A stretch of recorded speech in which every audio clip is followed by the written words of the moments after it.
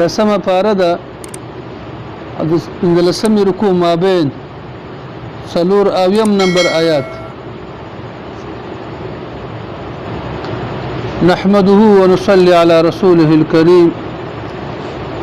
أما بعد فأعوذ بالله من الشيطان الرجيم بسم الله الرحمن الرحيم ومنهم من عاهد الله لئن أتانا من فضله لنصدقن ولنكونن من الصالحين إلى آخره صدق الله مولانا العظيم. فدي آیتونو مبارکو کې الله پاک د منافقانو یو بل خصلت او عادت ذکر کړي. د منافقانو په ځلاندو عادتونو کې په ښکاره عادتونو کې یو عادت دا ده کله چې لوز کې په خپل لوز کې وفا نه کوي. یو عهد دا عهد چې کله چا سره وکړي نو هغه لوز کې څه نه کوي وفا نه کوي. دا کار د چا ده؟ د منافقانو کار ده. رسول پاک علیه السلام مبارک فرمای آیت المنافق ثلاث د منافق علامې درې دي. په درې علامو کې یوه علامه دا ده پیغمبر اسلام فرمای و اذا عاهد غدر کله چې چا سره لوز وکړي په خپل لوز کې بیا وفا نه کوي. دا عادت او دا خصلت د چا ده؟ د منافقانو ده. دې عادتونو د الله پاک مونږه وساتي. دغه ځای کې به الله پاک یو خاص منافق ذکر وکړي او دغه د خصلت به بیان کړي. چون کې الله پاک په کلام پاک د چا نومونه نه اخلي. ځکه کلام پاک دا تر قیامت ورځې پورې د الله پاک دستور ده، د الله قانون ده. که چېرته په دغه ځای کې د یو کس نوم یې اخیستی وی نو خبره به دا وه چې دا کس دا کار کړی دا سزا سو خبره ختمه شوه. دا مسله به بل چا پورې تړلې نه وي، بل چا پورې به تعلق نه لري. الله پاک د چا نومونه نه اخلي. حکم عام ده، نزول خاص ده، سبب خاص ده. یو خاص باره کې د آیات نازل شوی ده خو حکم یې څنګه وي؟ عام تر قیامت ورځې پورې. څوک چې دا کار کوي په دغه جزا کې به داخلي او دا نسبت به هغه ته کېږي. مطلب د منافق نسبت به هغه ته کېږي. نو ځکه الله پاک کلام پاک کې د چا نومونه نه اخلي چې پلاني دا کار وکړه یا ښه یې وکړه یا بد یې وکړه. د ښو سزا ده، د بدو عذاب ده. د ښو بدله ده، د بدو سزا ده. الله تعالی ذکر کوي خو د چا نومونه نه اخلي تر قیامت ورځې پورې دغه مسله څه کېږي ورونه چلېږي. د دې آیتونو مبارکو سبب د نزول داسې و د پیغمبر اسلام زمانه کې یو صحابي و د حاطب بن بلتعه په نوم باندې. هغه انصاري و د مدینې منورې اوسېدونکی و او دا سړی صحابي و نیک عمله سړی و. ټولو کې دغه سړی مسکین و. رسول پاک علیه السلام مبارک ته وفرمیل چې یا رسول الله دعا وکړه چې الله پاک موږ ته څه راکړي، مال راکړي. دعا وکړه. رسول پاک علیه السلام ورته فرمایل چې حاتبه زما دا ژوند دې خوښ نه ده، زما دا فقر زندګي دې خوښه نه ده.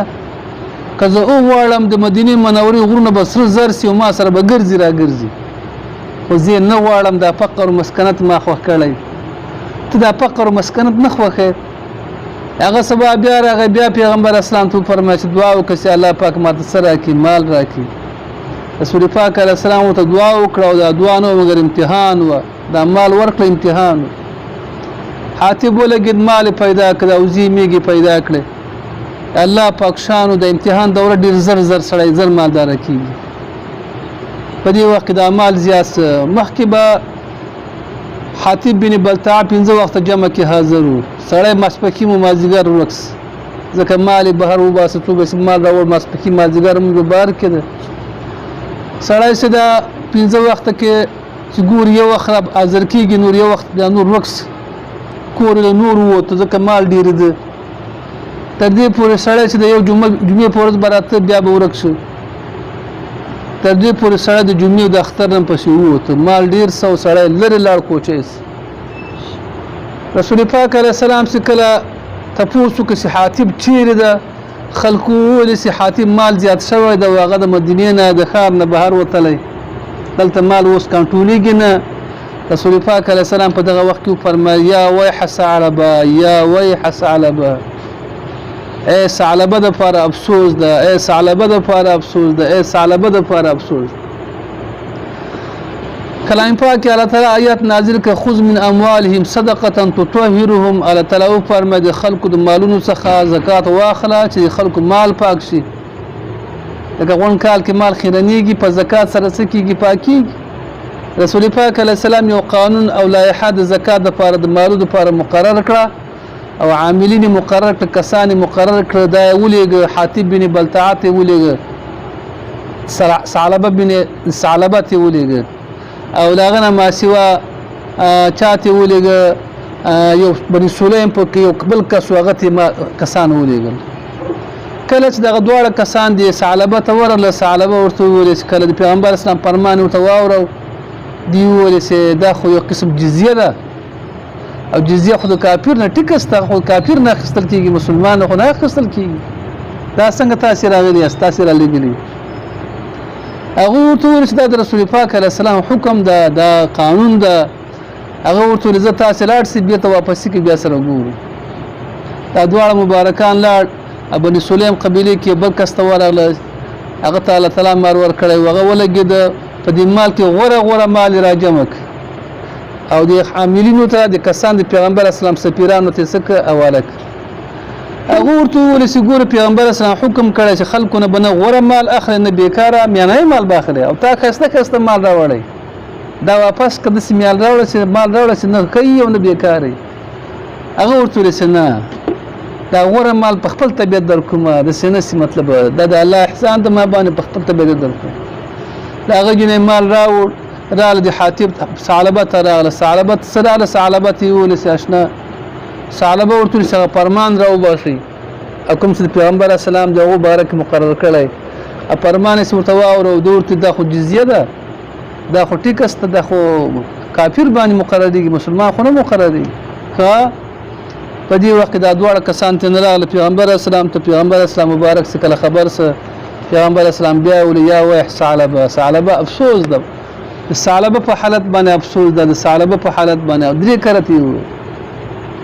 په دې وخت د آیتونو مبارک راغله الله تعالی فرمایل بعض منافقانو کې داسې خلستا چې الله سره لوز کوي ته الله پاک ما ته مال راک زب خیراتونه کما زب د صالحانو څخه یم کله چې الله پاک مال ورته ورکړ دوی بخیلی وکړه دا الله حکم دې شاو ګرځوله تعالی حکم نه منون کس الله پاک په دې ثعلبه باندې منافقت څخه ور مقرر ک دسي منافقت څخه توبه مو به یو شیم په کار نه کړل الله پاک مهر مطلب ټول لګو ثعلبه خبر سو ثعلبه مال له پیغمبر اسلام ته پیغمبر اسلام فرمایل استعمال ته ضرورت نشته شاو مال دې بیرته وړه سره سوال جاری او پیغمبر اسلام ته قبول نه ابو بکر صاحب ته ټول رمی را روان کړي ابو بکر صاحب ته فرمایي پیغمبر اسلام یو شی قبول کړی نه دی څنګه قبول کړ حضرت عمر صاحب ته راغله نه قبول نه کړ حضرت عمر صاحب په زمانہ کې مردار لہذا په دې ټول آیاتونو مطلب دا ده چې دا خلک لګيږي څه چل کوي په خپل لوز کې څه کوي بي وفایي کوي وفا نه کوي دا الله سره لوز کوي مخلوق سره لوز کوي وفا نه کوي بل د منافقانو یو بل خاصیت بدا بیان کې چې منافقات لګيږي مسخري کوي مؤمنانو پورې ناستي مجلسونو کې په مؤمنانو پورې څه کوي مسخري کوي لکه بدی واقع خلک لګي jihad په مجاهدونو پورې مسخري کوي داسې مسخري کوي خاصنګ مسخري کوي کله چې پیغمبر اسلام تبوک کې د چاندي اعلان کړو چې مطلب دغه پر مجاهدین تیار شي د څه کسانو چې هغه څنګه لرو د خالی خپل وسط مزدوري کړي وغیرہ راوړه او مطلب میدان کې حاضر کړه او دې مسخري پورې شروع کړو الله پاک به دې باندې څه کوي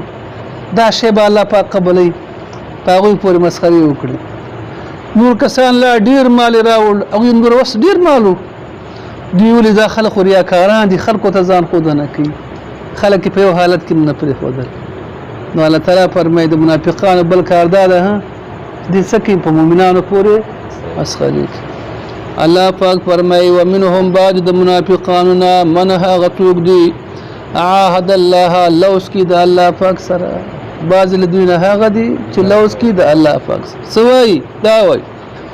لئن اتانا کچوتراک الله پاک موږ لرا من فضله د خپل فضلنا مراد فضلنا مال ده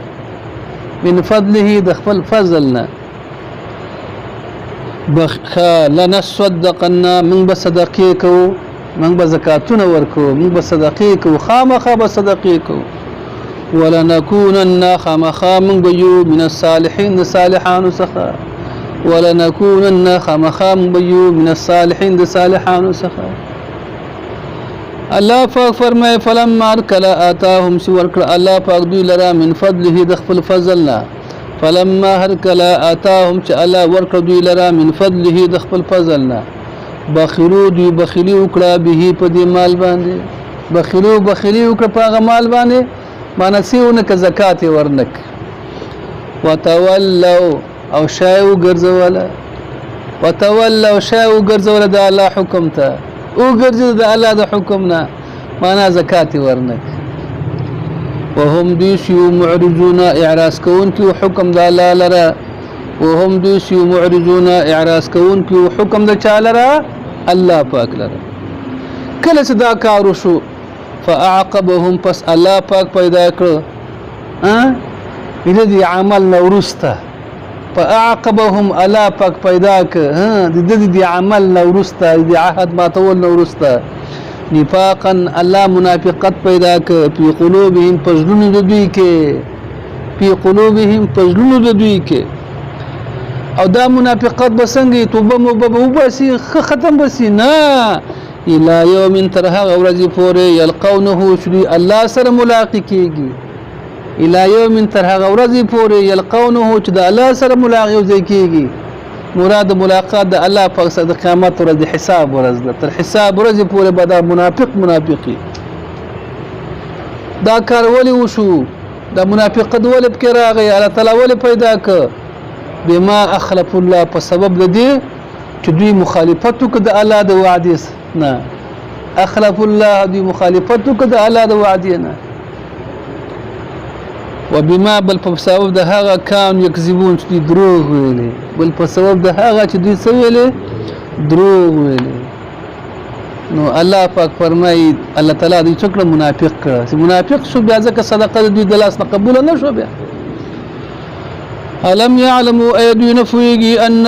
الله پاک الم يعلموا ايدون فويږي چې الله پاک يعلم عالم د سرهم په پټو رازونو دوی باندې ونجواهم او په ښکارا مشورو دوی باندې پټو رازونه او ښکارا مشورو دوی باندې الله عالم ده.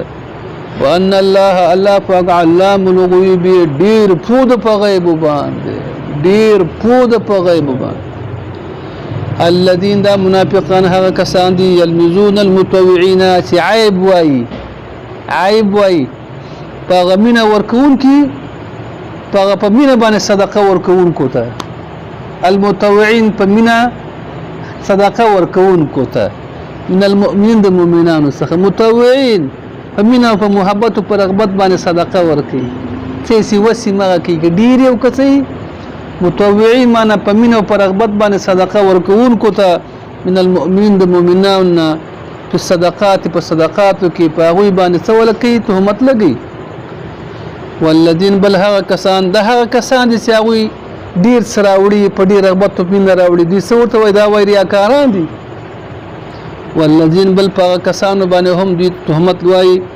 لا یجدون سن پیدا کی الا جهدهم مگر خپل مزدوری کړي مرچ نه لري مگر راوړي میدان کې حاضر. والذین بل هغه کسان لا یجدون سن پیدا کی الا جهدهم مگر خپل کوشش فیسخرون منهم دوی خو مسخري هغه پوری کوي سخر الله منهم الله بجزاء د مسخرو ورکی دوی ته ولهم دی لر عذاب د علیم درناک. الله تعالی پیغمبر اسلام ته فرمای منافقی کافر او کافر ته بخنه پیدا کی نه کڅور پیدا بخنه واړي کڅور خیراتونه پس کی کڅور صدقې پس کی یا شی مرته پیدا نه رسي.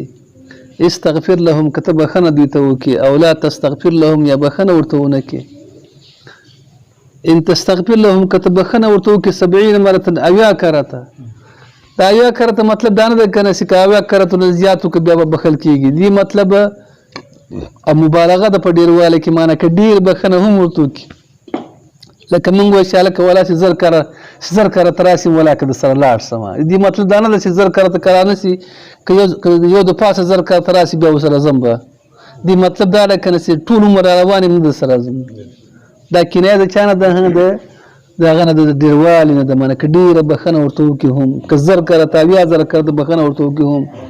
فلن یغفر الله لهم الله ورته بخښنه نه کوي ځکه کافر ته الله تعالی بخښنه نه کوي ولن یغفر الله لهم الله تعالی دوی لره بخښنه نه کوي ذلک دا ځکه بانهم کفروا دوی کفر کړی بالله په الله پاک باندې ورسوله د الله په رسول باندې والله الله پاک لا يهدي القوم الفاسقين خودنه نه کوي فاسق قوم لره دا د منافق عقیدوي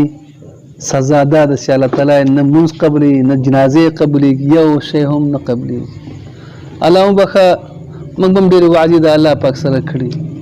پیسې خپل وعدو ته څه متوجه سو زمونږ دا شو کو چې د الله پاک سره وعدې څه کوو